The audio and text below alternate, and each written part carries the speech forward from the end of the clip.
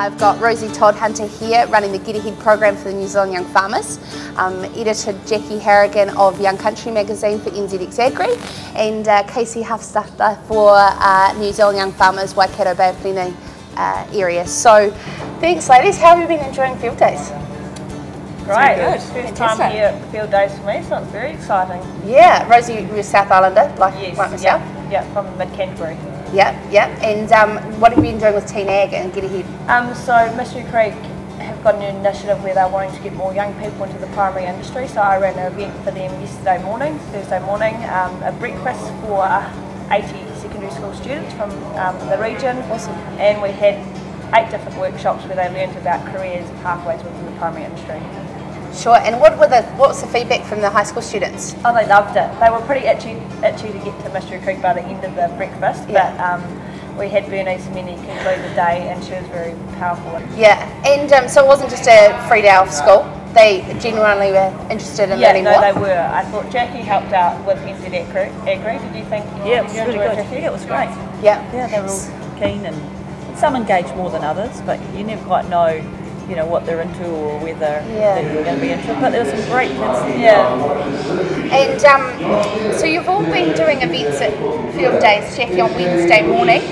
You got to launch Land Your Dream Job. Yep, we launched our initiative at the KPMG Business Breakfast and in front of all the agri leaders. So that was a really good place to get out there and talk about what our Land Your Dream Job campaign is about. Similar things. I mean, there's a lot of initiatives that are kind of working towards the same thing, and we're not cutting across each other. I think everything's coming together really nicely. Yeah, I think that's really the most important thing too, is to know the industry to know that all the initiatives are actually interlinked and working together. Yeah, and especially between the media, Young Country, ourselves, and young farmers and Get Ahead, that it is all interlinked. I mean, when I think I said about those projections, they're huge, aren't they? Yes, 50,000 new people needed in the sector in the next 10 years. Do you think it's achievable? 2025. Well, it's I don't think it's out of the realms of possibility actually, because when you think of how many people go into it anyway, you've always got some kids who are already planning a career in the primary industries, and I don't think it is going to have to draw too many more. I mean. And the other thing to be aware of is that's actually across the whole value chain, the whole industry. It's not just on farm, but it's all the support services sector. They say we'll need 32,000 of those 50. So actually, it's more in those kind of mid-management type consultants, marketers, scientists, business people, and a lot of them would have been already considering a science career or a business career or doing something with technology or engineering. And what we need to do is just tell them, actually, if you are a bit more strategic and focused about your career selection and focus on the ag industry or the hort industry, the primary sectors, that makes you really employable, because actually, you've got a science degree but you've got agri knowledge on top, and there's lots of companies out there looking for that. That's a very good point, because if you go into a degree, everyone's sort of got a BA, BCom, but if you've got that cream on top of your cake, you're going to be more employable. All of a sudden, Fonterra, LIC, Ravensdown and Balance, and all those big companies are going to think, that really places you as a degree, as a graduate above the rest of the field. And then someone was saying the other day, I mean, we've got global companies, so you can actually travel within some of these major global companies and get some pretty cool, high-powered awesome jobs in all fields. Case, how's it been with young farmers as well? Young farmers, just in general here on the site. No, it's been really good this year. Obviously we partnered with NZ Agri for the first time, which has been really cool. We've had some really fun and exciting things, and we've had a few people come through the site, and and lots of young farmers who come and visit as well, so it's always good.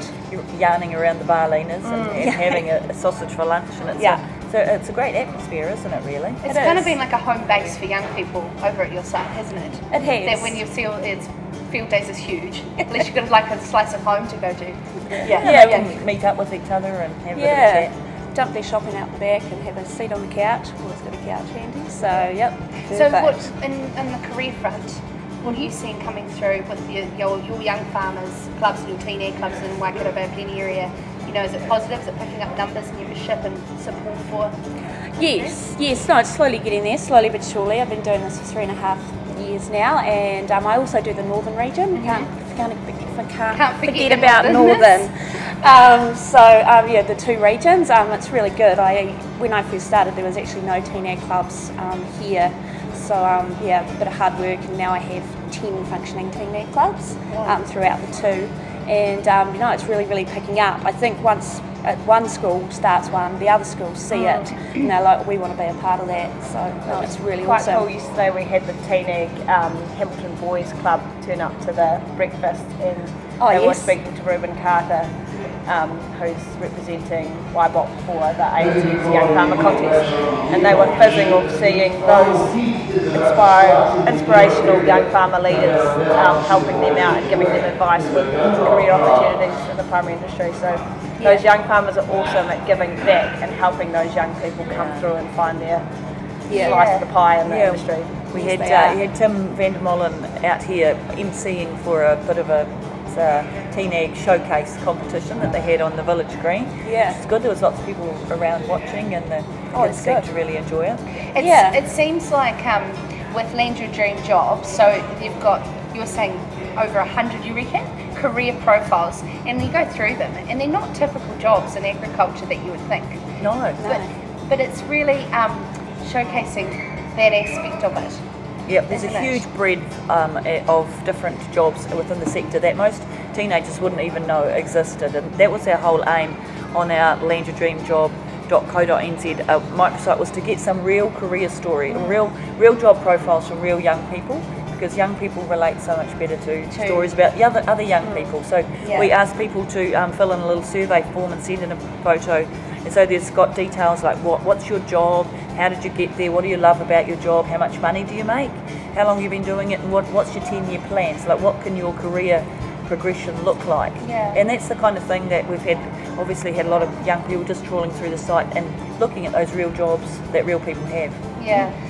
Would you say that the whole aim is to make agriculture more approachable, more sort of sexy? The biggest barrier that I found with my job is that it's the teachers that don't quite understand the concept, and they give the message to those students. So it's almost educating the educators, and we are breaking that barrier slowly but surely. But I think once we've nailed the teachers, more and more and you can't blame the teachers. So therefore, what you're doing is providing them with the resources. I think a lot of careers advisors seem to me to be working off like a 20-year-old knowledge base. What was happening in the industry 20 or 30 years ago was actually, so you're quite a practical kid, you're not really into academics, have you thought about going into agriculture? But sadly they've been singing from the same song sheet, and they haven't realised that now we're actually a global export industry that needs kids with science degrees and technology degrees and marketing degrees, and there's some amazing jobs in the sector. And I don't really think it's the careers advisors or the teachers' fault, because they kind of haven't been given the resources to upskill their knowledge. And I came from a sheep and beef farm, and when I left school I had no idea of the possibilities of the primary industry. So you can't blame them for not knowing. I agree, I'm the same. In terms of, I didn't actually think of a career in agriculture because I didn't really want to be a farmer.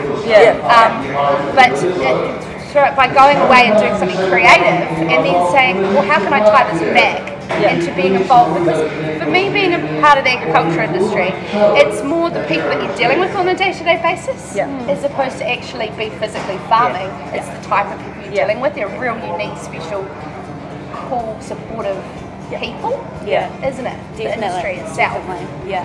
So those are the messages we have to tell young people, that it's not just about being on the farm, although being on the farm and building a farm business is a fantastic career as well. But I think we've got lots of kids who know that and know that that's their career path. What we need to get out to is those other kids and tell them about the wider industry careers. You don't have to be out on the farm, you can still live in a city, but you can interact and deal with all these amazing people in the ag sector. I'm going to flip it on its head a little bit, because this lady I met yesterday was super cool. She's from Soda, and she said she's from the New York startup culture, and she said, I want to showcase pathways into agriculture that aren't just degree based. through that the only pathway isn't just an institution. I might get shot for saying this, but she said the A students end up working for the B students who work for the C's company in terms of grades. And it's what you can see around Field Days as well. A lot of these great companies and innovators haven't necessarily come from the A students. So we actually need a real mixture. And pathways don't necessarily just have to be degree-based, super scientific. In terms of our entrepreneurs building rural businesses as well. So I thought that was quite cool. Yeah, it is also. Yeah, but really it's about being a part of a culture, isn't it? Yeah, and I mean, whichever pathway you want to take, although I do think that we had a guy yesterday at the day that said, stood up and said in front of our group, you don't have to have a degree to get into agriculture because, I didn't have a degree and I did quite well. I mean, sure, that's great. He's 65 and he's obviously built up a farm business, which is fantastic.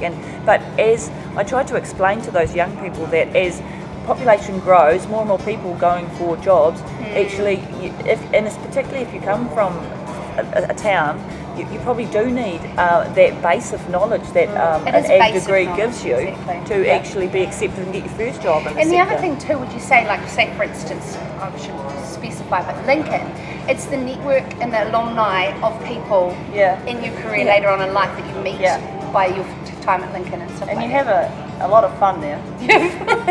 Yes. Yeah. You make long life friends, don't you? Yeah, exactly. I'm looking forward to going to Lincoln for the grand final. That's soon. Yes. Yeah. Yep. It's coming up. Big. Fast coming up. Yeah. Yeah. Start of July. So it's like, I have never been. So it's like 3 days, 4 days. What happens? It starts on the Thursday, doesn't it, and then runs through to Saturday. So Thursday there'll be the grand opening, just a small opening, official opening on the Thursday afternoon. And it also runs alongside the National Conference for Young Farmers as well, so there's a few different things going there. They do their technical-based parts on the Thursday, and then on Friday, obviously, we kick into the practical day. So where they do all their bits and pieces, which is also held in Lincoln.